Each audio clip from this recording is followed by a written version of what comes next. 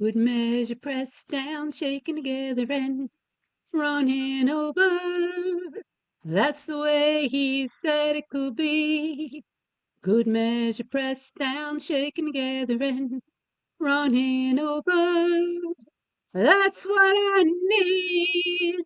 I remember so many nights calling out his name, wondering if it applied to me. 'Cause nothing ever changed. Good measure pressed down, shaken together and welcome to Total Freedom Radio, the show that's all about raising the bar of knowledge, healing hurting people, and spiritual warfare. Welcome back. And I've got a great show for you tonight, someone we've interviewed before, and I think you'll enjoy her. We have a good friend of mine. Her name is Sharon Phipps. And Sharon, welcome to the Total Freedom Show. Nice to have Hello, you back. Rina. Nice to be back. Tonight, we got a really interesting topic. We're going to talk about the monsters in your life. And I know that every person out there, at some point, you've encountered a monster in your life. Sometimes it's been a short thing that you just met somebody in your life and you contacted them and got away. Others, they've had to spend years with them. So, Sharon, welcome to the show and tell us about the monsters in your life. My pastor has been doing a 3-week sermon on monsters in your life, meaning difficult people. And on day one, he's going through the introduction. And I leaned over to my daughters and said, I am that monster. And lo and behold, his message number one was that sometimes we are that difficult person. I do not know how somebody recovers from being with someone who is disordered. Pick a disorder. Maybe you were married to an alcoholic. Maybe you were married to a physical abuser. Maybe you were married to a narcissistic abuser. Maybe you had a narcissistic mother, father, child, whatever. You deal with difficult people in your life. And I do have to say, God bless my pastor, because he did want to say that a lot of the things he was going to preach about do not qualify when you're dealing with abuse. Otherwise, I probably would have walked out, but my pastor's smart. So you have people in your life who are difficult, but they're not abusive. And then you have people in your life that are abusive, and the rules for dealing with narcissistic abuse are different than dealing with difficult people. And I don't know how one comes through a 20, 30-year-old marriage or a relationship of 5 years or more without warping into one of these difficult people. Not that you're an abuser, but it doesn't take much for your feathers to get ruffled. You uh, can be aggressive with your no. No means no. You become very firm in trying to protect your boundaries or your borders, maybe even when you could just let it go. So I was thinking, yes, I have become, God bless everybody who puts up with me, one of those difficult people through the years, because I just don't want to be abused anymore. So you So think so what you're saying is that the fact that you live with abuse and you have to learn to protect yourself, that you have to get a little harder, a little rougher, and now you resemble yes, the abuser. Is that what you're saying? yes, but you don't want to. And it's not even in your nature. It's just you don't want any more. You don't want one more thing. And so my girls laughed because they know that I'm grandma to their children, that I can be very firm these days when no, I'm just not doing that. Or okay, yeah, I'll do that. But I mean, you can be a little bit difficult to be with because of the path that you have walked. So my pastor had started there with day number one, and then week number two, it did translate more into now you're out there in the real life, and you've got other people who have walked their journey too, you know and we have in our society a lot of ideas of what no contact is, when we should go no contact. Somebody said something on Facebook, it offended you, shoo, never going to be my friend again, or whatever social media you're on. Facebook is easy to pick on, but maybe you're on X or whatever, but you can just, people disappearing so quickly from other people, and we God did not design us to be an island to stand alone. You need people.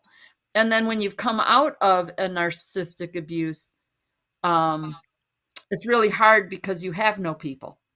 You are Yes. stripped of that in your marriage. And now you're awful roughly and you need people, but you don't even know how to function anymore in society because you're so busy trying to make sure that you're not hurt anymore. And our pastor just called these monsters in your life.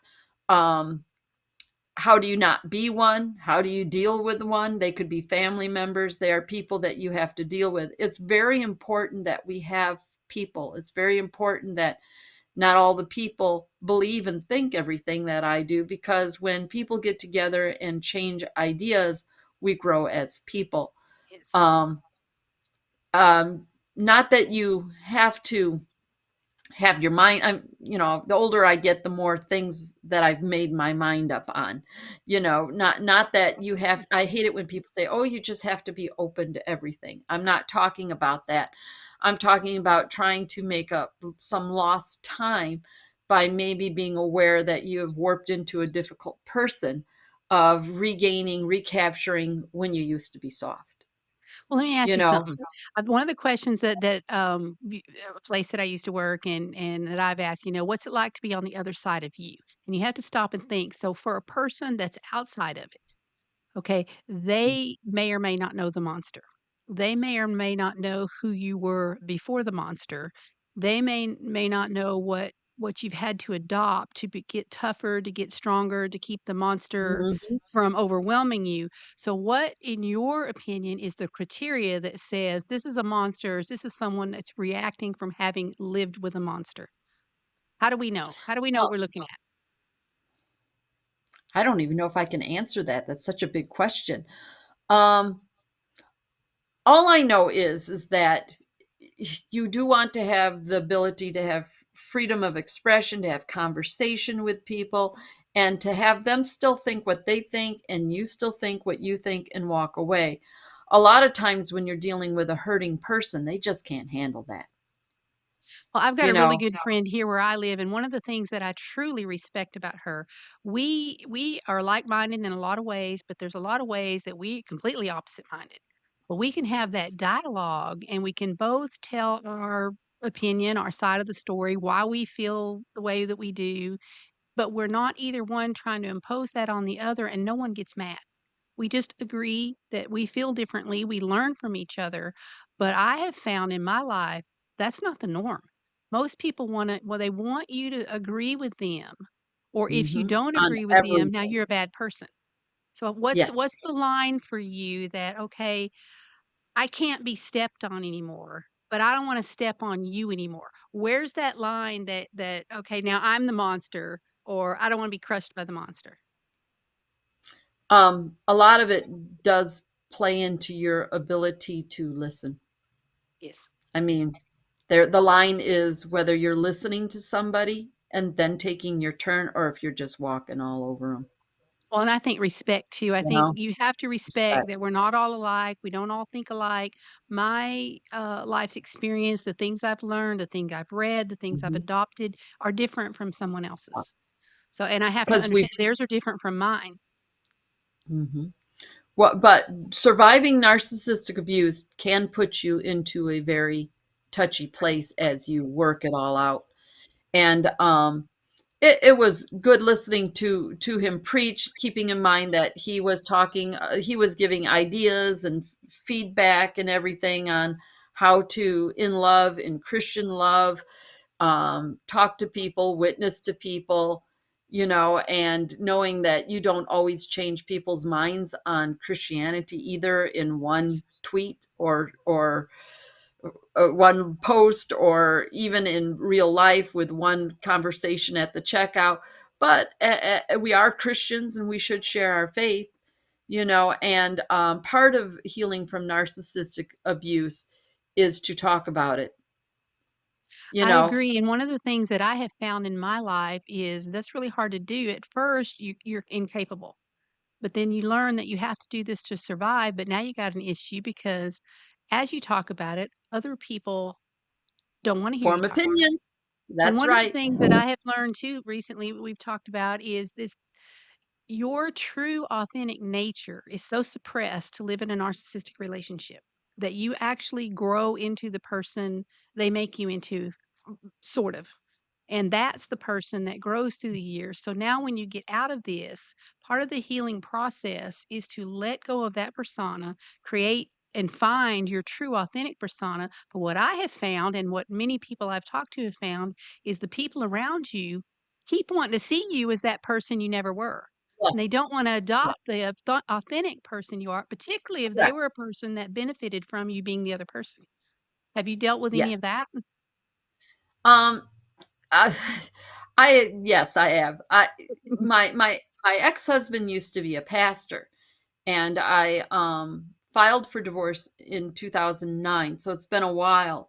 But when you're a pastor and pastor's wife and you end up divorced, now that's scandalous alone, but now he's declared himself an atheist. Now what do I do with that?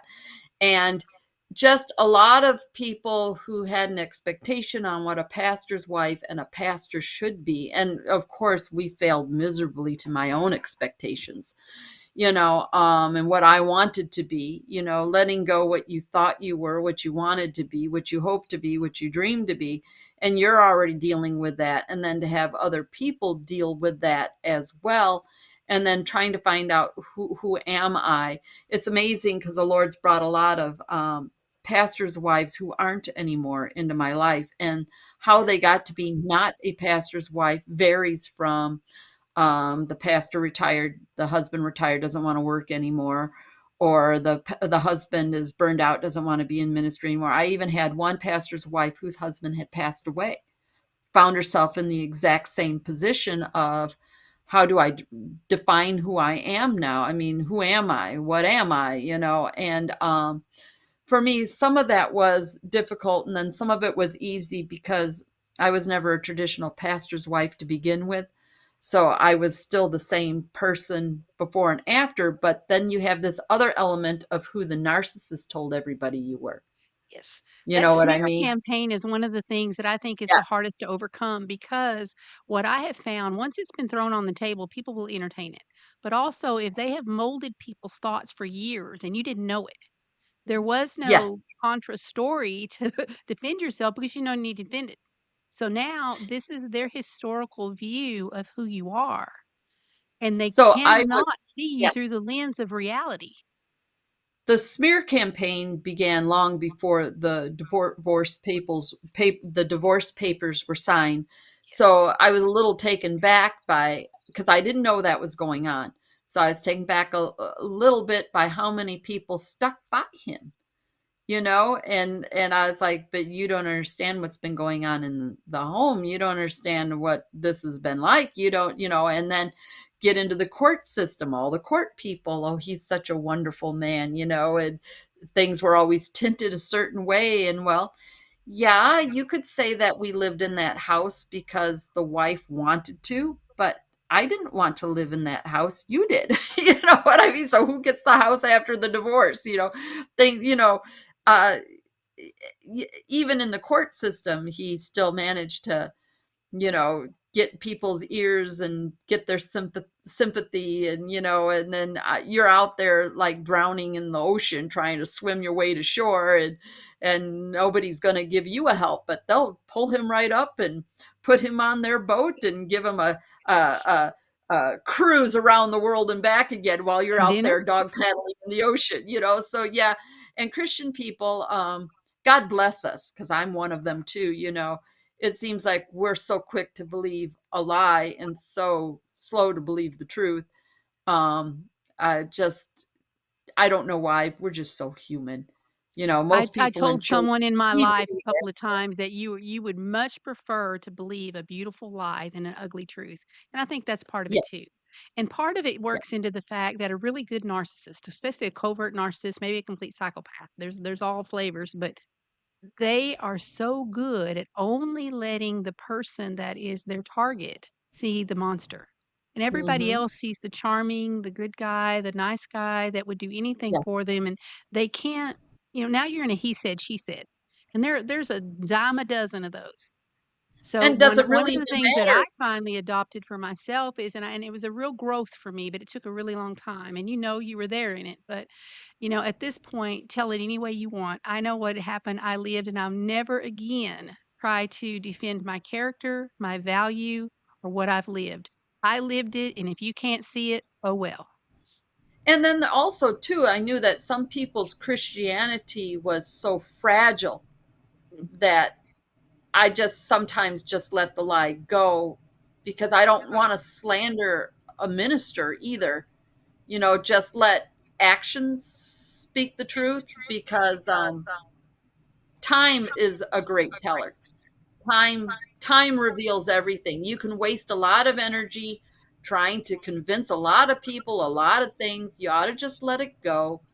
And time, time is your defender because a narcissist, they got this chameleon thing going on, and if you are just who you are, find your authentic self and move in it, time reveals all.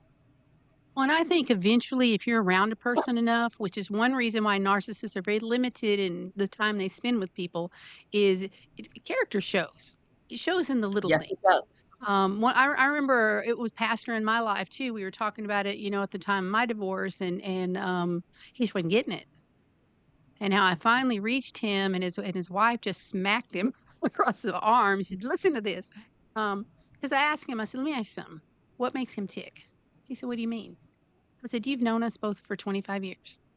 You know my platforms. You know what I like. You know what I don't like. You know where I'm going to stand up and help you preach. We Mhm. did nursing home ministry together. We did all kinds of different things." I said, "Tell me right now in the next 5 minutes what makes him tick."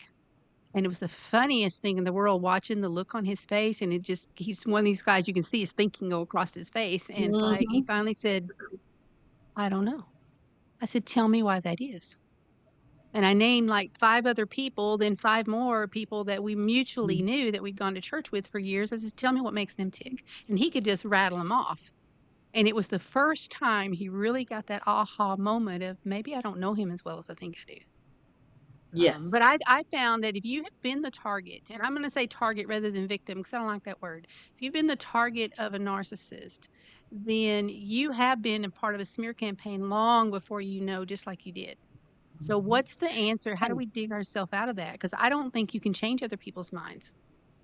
I don't know that it's always to my advantage to put the time and energy into changing people's minds. I'm there. I the pastor is an atheist. He used to be a Christian. He reads Hebrew and Greek. He's a scholar. I mean, do I really want them to lose their salvation so that I can be right? you know, Yeah. Yeah. just sometimes you're just going to have to let them work it out. So if they want to believe that, yeah, he lost his Christianity because his wife was mean, if that's working for them and it keeps them in Jesus, I'll let Jesus figure it out for them. There were other minister friends that bought into that he's not a Christian anymore because she's mean. Well, okay. It's You always our know, fault. It's always our fault. if you want to believe that and it keeps you loving Jesus and in the ministry, well, yeah, we'll just let that go. I had 4 kids in tow. I had other things that I had to deal with. I had by the time I got divorced, I had one going to college and I had one going into high school. I had another one going into junior high. I mean, there were 10 years between the oldest and the youngest. I mean, I had so much going on, that I had kids to raise, things to do. I needed money. I needed food. I needed insurance. I needed a, job. There's just so many other things to put your energy into that I did. I just really let a lot of those relationships go. And as people approached you, oh, I haven't seen you in a long time, you fill in that, oh, no, you haven't. I've been really busy. What have you been doing? And people remember they liked you. Yeah, You I ran know, I into that. mean, I ran into 2 though. I had a lot of relationship in my life that wasn't any better than the narcissistic relationship, and I had a counselor that said, all your relationships are user friendly." And I said, "What do you mean?" He said, "You're friendly and they use you." And I just mm, dumbfounded, and he said, "Let me show you how to test them." I'm like, okay.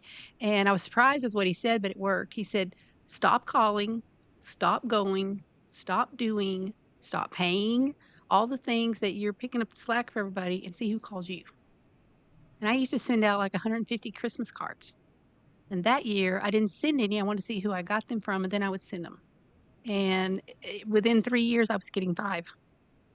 And I had one person that first 6 months that actually called me, hey, I haven't heard from you for a while. So I hadn't heard from you either, which is something I would have never said. And then Uh-huh. I shared with her, what the counselor has said and said testing relationships. She said, well, does that include me? I said, that includes everybody, but you're the only one that's called. But I had to Yeah, really you learn passed. that people I collected people. I'm a nurturer. And I called them friend and believed they were friends and would do anything for a friend, but it wasn't returned. So that's one of my criteria now when I have a friend in my life is, is it mutual? Is it respectful?